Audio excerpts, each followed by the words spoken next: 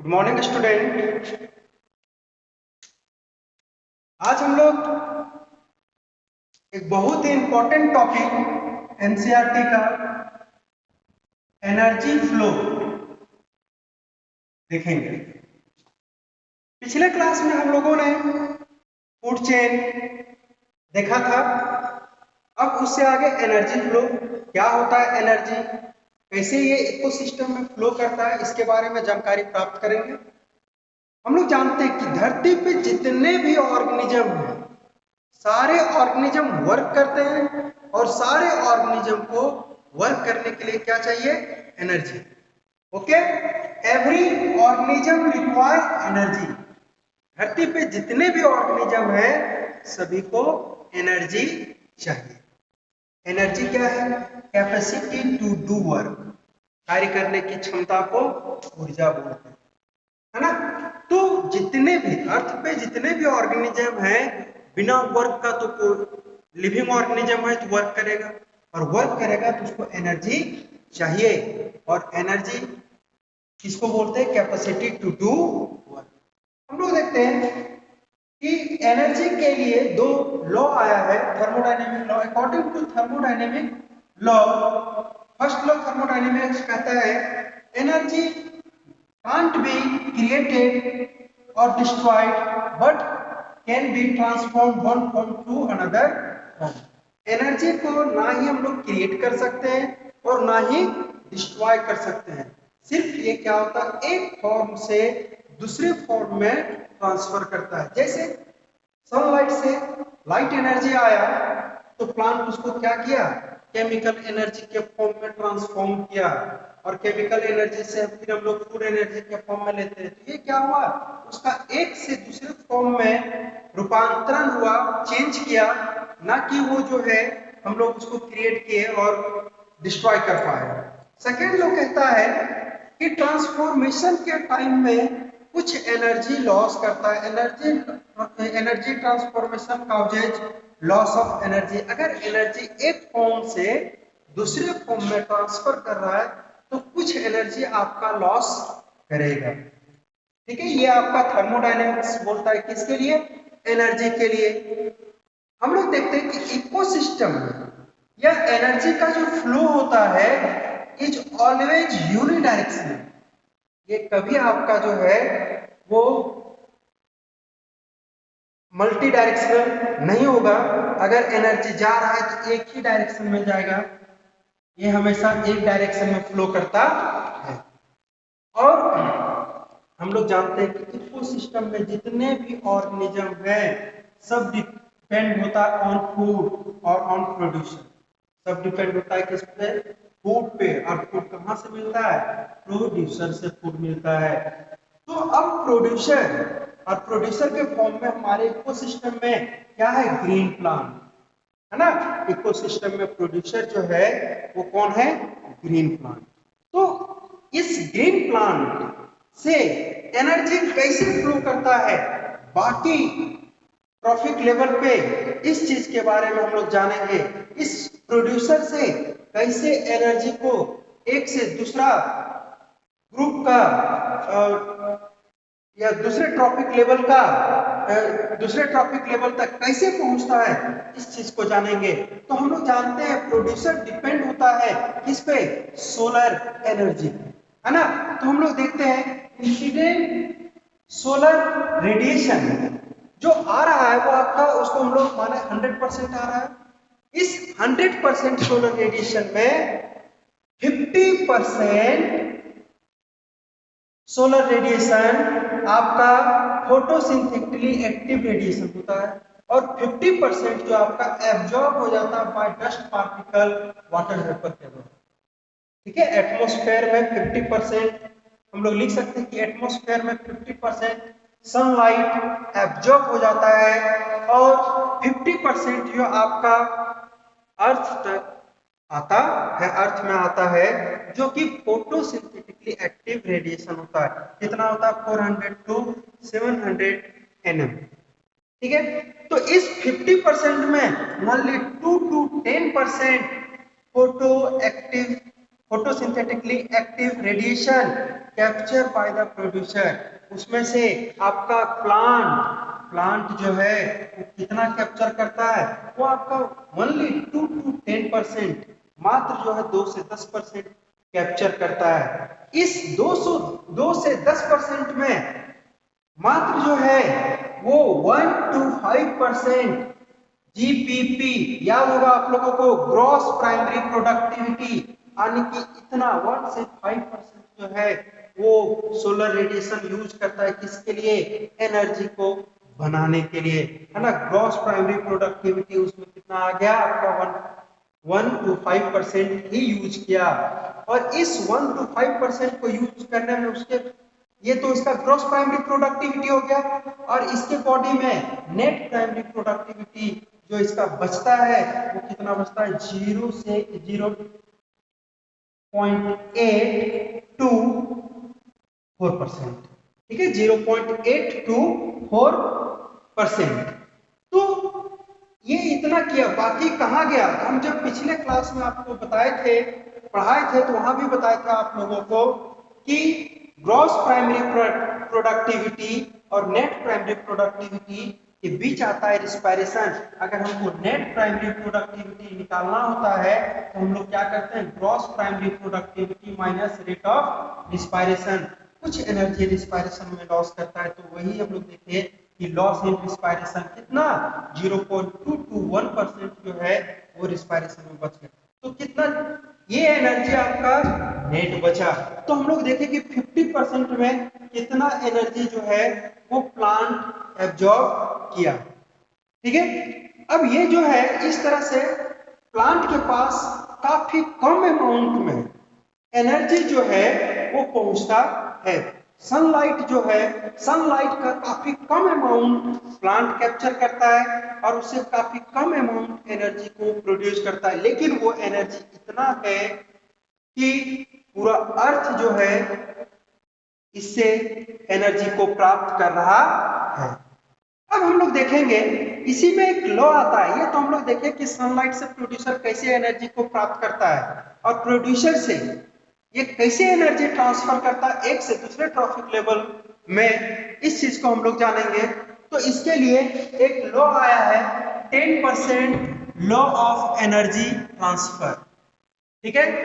बोला जाता है कि ओनली 10% एनर्जी एक ट्रॉफिक लेवल से दूसरे ट्रॉफिक लेवल तक जाता है और 90% एनर्जी जो है वो एक से दूसरे ट्रॉफिक लेवल में जाने के क्रम में लॉस कर जाता है। ये लॉ बताता है it is state that only 10% energy transfer from one trophic level to another trophic level, है ना।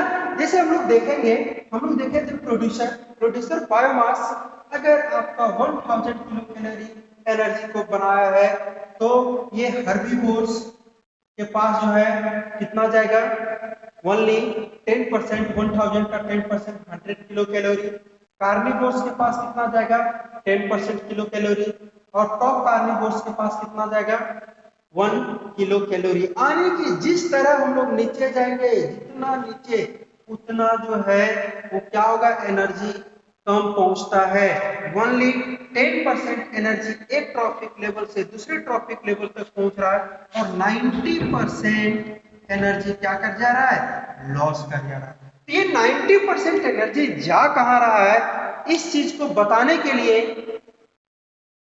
ये 10% ट्रांसफर एनर्जी और एक मॉडल दिया गया है ओपी ओडम जी के द्वारा, जो कि बहुत बड़े इकोलॉजिस्ट हैं। तो उन्होंने बताया कि ये आखिर 90% एनर्जी कहां लॉस करता है। हम लोग अभी उसको एक मॉडल के द्वारा देखेंगे। Box and pipe method of energy flow, है ना।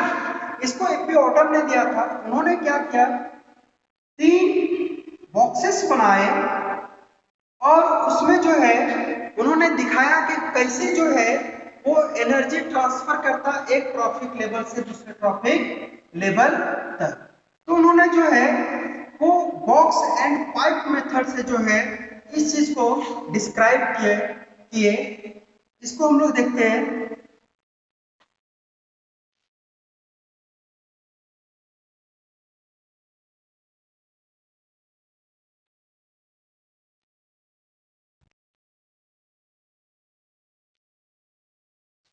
उन्होंने, जैसा कि हम लोग जानते हैं कि सनलाइट से एनर्जी आता है, और हम लोग अभी पीछे ही देखे हैं तुरंत कि सनलाइट से जो एनर्जी आता है वो 50% एनर्जी ही हमारे अर्थ तक आता है, बाकी जो है वो एटमॉस्फेयर में और भी फैक्टर है वहां पे वो चला जाता है। ओनली 50% सनलाइट हमारे एटमॉस्फेयर से हमारे अर्थ तक आता है।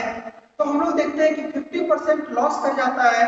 इस 50% में जो सनलाइट आता है उसका कुछ ही परसेंट भाग जो है वो प्लांट के द्वारा जो है एब्जॉर्ब किया जाता है, और प्लांट के द्वारा एब्जॉर्ब किया जाने के बाद इसका कुछ ही परसेंट भाग जो है वो हम लोग क्या देखते हैं कि ये जो है वो प्लांट उसको फूड के फॉर्म में यूज करता है।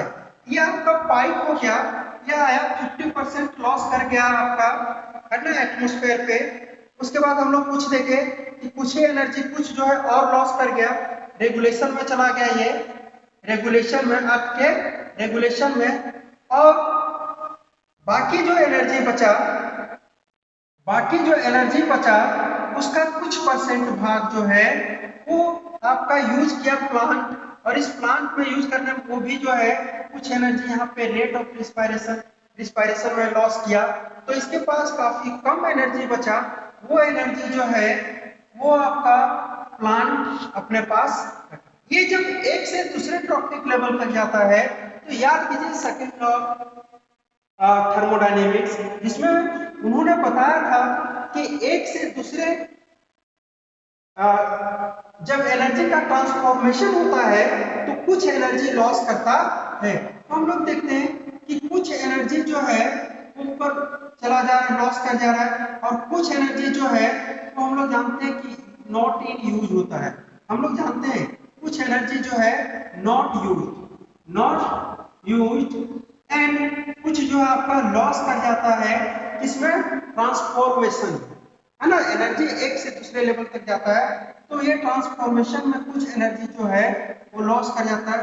तो इसके पास एनर्जी जो पहुंचता है वो आपका बहुत कम पहुंचता है। अगर हम लोग देखें तो इस ट्रॉपिक लेवल से दूसरे ट्रॉपिक लेवल तक जब एनर्जी पहुंचता है तो उसका लेवल जो है वो बहुत कम होता है। इस कम में जब यहाँ पे आया तो पुनः यहाँ पे इस ट्रॉपिक लेवल में आने के बाद ये पुनः जो मिला उसको वो क्या करेगा, रिस्पायरेशन में लॉस करेगा, तो पुनः यहाँ पे एनर्जी कम हो गया, और पुनः यहाँ एनर्जी कम होने के बाद ये पुनः जब दूसरे ट्रॉपिक लेवल में जाएगा तो यहाँ पे पुनः एनर्जी जो है वो कुछ एनर्जी यूज नहीं होगा, कुछ एनर्जी जो है वो आपका लॉस करेगा। जैसे सारे पार्ट को अगर हम लोग बोले कि सारे पार्ट को अगर हम लोग खाना चाहे किसी भी प्लांट का या किसी भी एनिमल का तो क्या संभव है? नहीं। तो हम लोग क्या देखते हैं कि इस बॉक्स एंड पाइप मेथड में हम लोग क्या देखें, इसको मान लिए प्रोड्यूसर, इसको क्या मान लिए प्रोड्यूसर, इसको मान लिए हम लोग कंज्यूमर, और इसको ये हो गया आपका प्राइमरी कंज्यूमर, या इसको कंज्यूमर, इसको हम लोग मान लिए डिकम्पोजर। ठीक है, इसको मान लिए डिकम्पोजर। हम लोग क्या देखते हैं प्रोड्यूसर से सनलाइट जो आपका आया वो 50% आपका उधर लॉस कर गया, कुछ आने के बाद आपके रेगुलेशन में चला गया, और कुछ जो आया जो प्लांट उसको एब्जॉर्ब किया, मान लीजिए कि प्लांट इसको 1000 किलो कैलोरी यूज किया तो उसमें कुछ एनर्जी जो है वो लॉस कर गया, किसमें, रिस्पायरेशन में, रेट ऑफ रिस्पायरेशन, कुछ एनर्जी इसमें लॉस कर गया।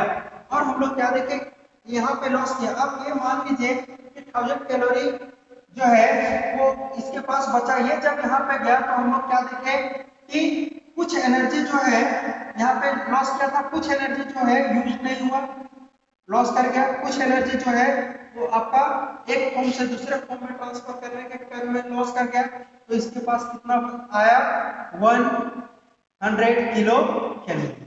इस 100 किलो कैलोरी में यहाँ पे भी रिस्पायरेशन में लॉस किया और यहाँ पे भी जो है आपका क्या हुआ, नॉट कुछ यूज नहीं हुआ और कुछ ट्रांसफॉर्मेशन लॉस हुआ, ट्रांसफॉर्मेशन लॉस हुआ। अब जो है तो इस ट्रॉफिक लेवल में जाते जाते कितना एनर्जी बचता है आपका, 10 किलो कैलोरी। तो हम लोग क्या देखें कि हर एक ट्रॉफिक लेवल में एनर्जी लॉस कर रहा है और कहाँ लॉस कर रहा है, तो रिस्पायरेशन में लॉस कर रहा है, कुछ यूज नहीं कर पा रहे और कुछ जो है ट्रांसफॉर्मेशन लॉस कर रहा है, ट्रांसफॉर्मेशन में लॉस कर रहा है, यानी कि एक फॉर्म से दूसरे फॉर्म में जब चेंज कर रहा है तो लॉस कर रहा है। तो इस मेथड के द्वारा, बॉक्स एंड पाइप मेथड के द्वारा हम लोग जाने कि एनर्जी जो लॉस करता है 90% वो कहाँ करता है। बच्चों अगर आप लोगों से क्वेश्चन पूछा जाए कि 10% ही एनर्जी लॉस करता है, जाता है एक ट्रॉफिक लेवल से दूसरे ट्रॉफिक लेवल तक, तो 90% एनर्जी कहाँ जाता है, तो 90% एनर्जी उसके बॉडी मेटाबॉलिज्म रिस्पायरेशन में खत्म होता है, कुछ एनर्जी यूज नहीं होता एक, और कुछ एनर्जी जो है एक फॉर्म से दूसरे फॉर्म में ट्रांसफर करने के टाइम में लॉस कर जाता है। तो बाकी जो एनर्जी बचता है वो आपका ट्रांसफर होता है। रिस्पायरेशन बहुत इंपॉर्टेंट प्रोसेस है हमारे बॉडी के लिए, यही रिस्पायरेशन से ही हमारे बॉडी को एनर्जी मिलता है, एनर्जी मिलता है तभी हमारा पूरा वर्क से जो है वर्क करता है। तो सबसे ज्यादा एनर्जी आपका जो है वो रिस्पायरेशन में लॉस करता है और वो हीट एनर्जी के फॉर्म में, रिस्पायरेशन के बाद वो इस फॉर्म में, तो हीट एनर्जी के फॉर्म में जो है वो क्या करता है, लॉस करता है। ठीक है, हीट एनर्जी के फॉर्म में लॉस करता है, हीट लॉस करता है वो। चलिए, तो इस तरह से हम लोग जो है वो बॉक्स एंड पाइप मेथड को भी देख लिए। हम लोग क्या देखे कि यहाँ पे ये बड़ा था बॉक्स, ये छोटा, पाइप में भी क्या देखे, यहाँ इसका स्ट्रेंथ ज्यादा था, फिर कम हुआ, फिर कम हुआ। तो हम लोग क्या देखे इस एनर्जी फ्लो मॉडल में देखे कि एनर्जी धीरे धीरे एक से दूसरे ट्रॉफिक लेवल में कम जाता है। तो आज हम लोग इसी के साथ इस लेक्चर को खत्म करते हैं। नेक्स्ट क्लास में हम लोग इकोलॉजिकल पिरामिड स्टडी करेंगे जो कि बहुत इंपॉर्टेंट है आप लोगों को, उससे नीट में भी काफी क्वेश्चन पूछे जाते हैं। धन्यवाद।